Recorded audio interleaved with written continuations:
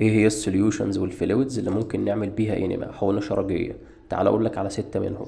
رقم واحد تاب ووتر، مية الحنفية، والكمية المستخدمة بتكون من 500 ملي ل 1000 ملي. رقم اتنين نورمال صلاين، محلول الملح، والكمية المستخدمة بتكون من 500 ملي ل 1000 ملي.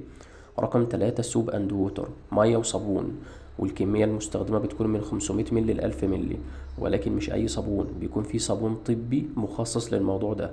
رقم أربعة هايبوتونيك سوليوشن، وهنا اختلفت عليه المصادر لأنه ممكن يعمل فلويد شيفتس، ولكن يظل يستخدم بكميات صغيرة 120 ملي كحد أقصى. رقم خمسة أوليف أويل، زيت الزيتون، والكمية المستخدمة بتكون من 120 ل 180 ملي. رقم ستة صوديوم فوسفيت، وده هايبرتونيك سوليوشن، ويستخدم بحذر شديد، ولذلك في حاجتين مهمين خد بالك منهم.